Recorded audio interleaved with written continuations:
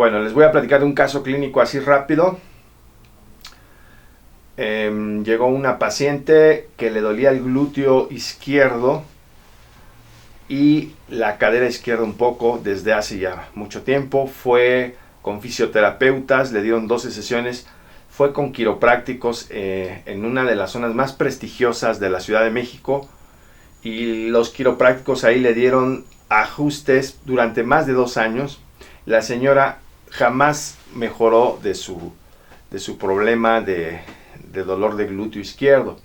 Entonces, cuando yo la revisé para empezar en su examen postural, la señora tenía el cuello protruido hacia adelante así.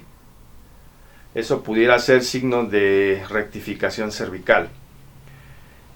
Pero también tenía un síndrome postural cruzado superior de Vladimir Janda, que estaba así, ¿sí? Síndrome cruzado superior. Ahorita no lo voy a describir el síndrome cruzado superior porque me llevaría algún tiempo. La pelvis la tenía en retroversión, los dos huesos ilíacos hacia atrás, ¿sí? Eso es muy poco común encontrarlo en una mujer y en la población. Y en el examen postural reveló el juanete, hallux valgus, y el metatarso totalmente pronado. Entonces yo le dije, usted utilizó, además tenía hiperlordosis lumbar y el sacro en nutación, es decir, un poquito acostado hacia adelante. Entonces yo, al ver ese cuadro, le dije a la señora, a la paciente, seguramente usted utilizó tacón alto durante muchos años, incluso décadas. Y me dijo, sí. Y le dije, todo lo que trae usted aquí, así, y la pelvis hacia atrás, y el juanete que se le fue desarrollando, y además que su eje de gravedad está hacia adelante así, eso son compensaciones provocadas por el uso del tacón alto durante décadas. Entonces, lo que usted trae ya cuando palpé en el glúteo izquierdo, tenía un síndrome del piriforme y un síndrome de la banda iliotibial. Pero su problema no estaba ahí, su problema primario estaba en la zona cervical, ¿sí? Porque tenía las cervicales altas totalmente bloqueadas o giradas, ¿sí? C1 y C2. Y eso también le estaba provocando más la protrusión del cuello. Después, la zona dorsal superior tenía un Porringer-Sauser, es decir, en vez de tener la convexidad hacia atrás, tenía una leve convexidad hacia adelante, lo cual es un signo de una secuela de un esguince cervical de segundo grado. Y se lo comenté y me dijo, sí, tuve un accidente de auto, así asado, y usé collarín un tiempo. Entonces el problema secundario estaba en la zona dorsal superior. El problema terciario estaba en la zona lumbar, que estaba totalmente desprogramada o desacomodada. El cuarto problema estaba en los huesos ilíacos en retroversión de la pelvis. Y el quinto problema estaba en el juanete. Y el sexto problema estaba en el glúteo izquierdo. El glúteo era lo de menos, porque había que arreglar primero lo macro. Y nadie, fisioterapeutas, médicos generales, ortopedistas, quiroprácticos que la trataron por más de 2 años, jamás se dieron cuenta de todo esto. ¿Por qué? Porque no realizaron un examen postural. ¿Ok? Entonces, el examen postural es importantísimo. El examen de la marcha, hacer caminar al paciente y ver cómo se comportan sus arcos de pies, cómo se mueven sus brazos al caminar. También se checa un conjunto de cosas que ahorita no voy a explicar. Pero el examen de la marcha realmente es un examen de postura dinámico. Es un examen postural dinámico, como explican varios autores. Y el examen de la marcha arroja también muchísimos datos sobre las condiciones generales del paciente. Por ejemplo, hice caminar a esta señora y pues sí, en su marcha demostraba una pronación excesiva del metatarso y muchas otras compensaciones por el uso de la zapatilla. Pero este eje de gravedad lo seguía conservando, es decir, esta inclinación hacia anterior de la paciente venía desde el arco de los pies, en parte, y venía de todo lo que traía en la columna y pelvis. Y esta inclinación, aunado a las cervicales altas, le estaba provocando un mareo. Y fue con el otorrino y el otorrino le dijo que tenía laberintitis. Y otro otorrino le dijo que tenía vértigo de Meniere y le mandaron un medicamento para eso. pero lo que realmente tenía era un vértigo cervicogénico por todo lo que traía en las cervicales. Entonces ya no podía manejar, era peligroso que condujera un automóvil. Cuando ya la empecé a reprogramar, se le empezó a disminuir bastante el dolor de glúteo, y el glúteo ni siquiera se lo toqué, y además el vértigo se disminuyó hasta un 80%. La señora ya pudo manejar, ¿ok?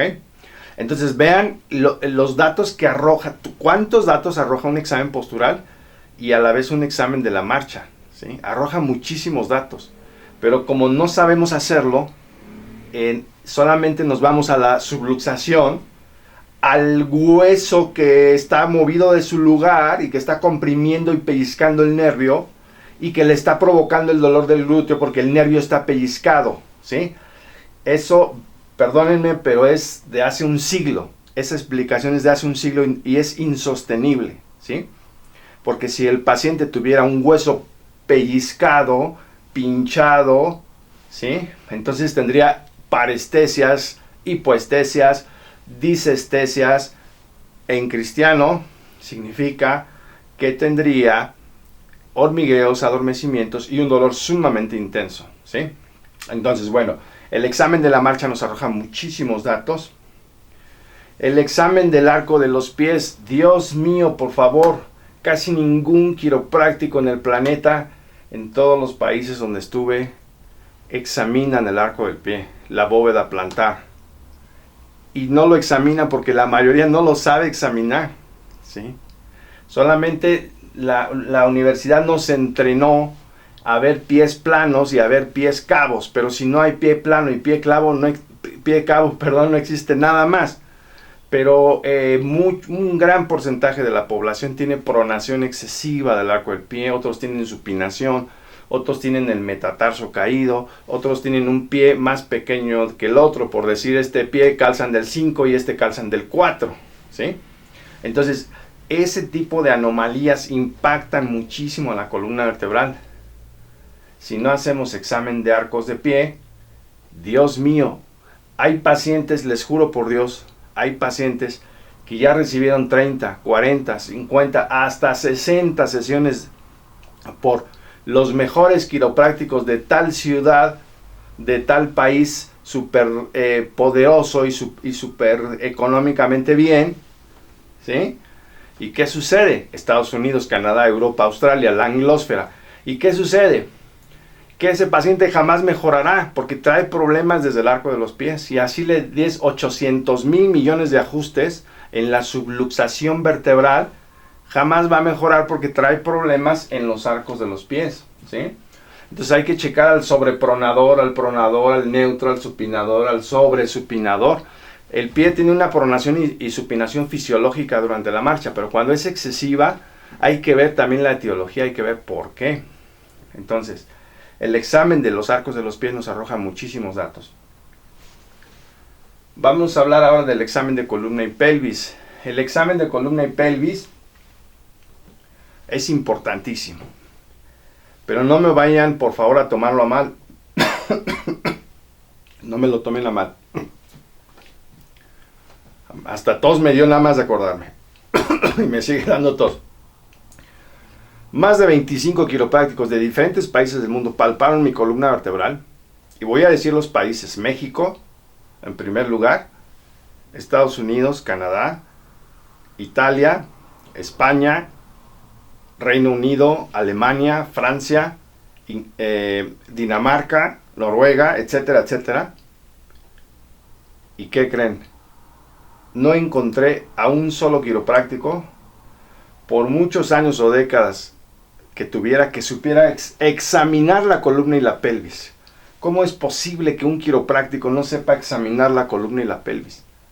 No se examina, muchísimos quiroprácticos ni siquiera examinan la longitud de piernas, ¿sí? No la examinan. Recuerdo a una paciente en Canadá que estaba muy molesta, más bien la hija de la paciente, porque yo estaba examinando la longitud de piernas de su madre, y ella se levantó muy molesta. Dice: es que la hemos llevado con varios quiroprácticos aquí en Canadá y ni siquiera le checan la longitud de piernas. Es obvio, yo no soy quiropráctica, pero es obvio que se lo tienen que checar porque mi madre tiene 2 prótesis de cadera. Y es obvio que tienen que ver si hay algún cambio en la longitud de piernas. Pero aquí en Canadá, así dijo la paciente, los quiroprácticos ni siquiera checan la longitud de piernas, no checan al paciente, luego se van a la radiografía y luego lo ajustan sin haber examinado al paciente. Entonces la chica, la señora adulta joven estaba muy molesta y yo me quedé sorprendido de todos los comentarios. Pero a la vez no me sorprendí porque ya había recibido muchos de esos comentarios, no solamente en Canadá y en Estados Unidos por parte de pacientes. Entonces, la mayoría de egresados de las 3 universidades de la ciudad de aquí de la República Mexicana, en México, que han visitado mi consultorio y que les digo, palpa, examíname, ¿qué tengo en la columna? No saben. Con el debido respeto y con todo el cariño y amor, se los digo, no saben explorar una columna, no saben explorar la pelvis, no saben explorar un tobillo, un hombro, una rodilla, los arcos de los pies, pero no nada más aquí en México, repito, en muchos países del mundo, incluso en países industrializados. Entonces, la nueva quiropráctica también examina las 4 extremidades y el cráneo cuando se requiere. Es importante analizar todo el aparato locomotor, ¿sí? Y este tema es vital. La mayoría de quiroprácticos que yo observé cómo trabajan en diferentes países del mundo aplican recetas de cocina. No saben, no disciernen lo que es la semiología del aparato locomotor, ¿sí? Entonces, y lo mismo sucede con fisioterapeutas, y lo mismo sucede con ortopedistas, y lo mismo sucede incluso a veces con osteópatas y otras profesiones de la salud, ¿sí? La semiología del aparato locomotor no se comprende. Se nos enseñó ginecobstetricia, salud pública, microbiología, sistema genitourinario, sistema cardiorrespiratorio. Está bien, es excelente, pero esto casi no se nos enseñó en la universidad y esto es vital. Además, hay muy poca literatura que hable de semiología del aparato locomotor. Existe muy poca. Fíjense, este es un libro de 13ª edición, porque realmente hay muy poca literatura que hable de eso. El diagnóstico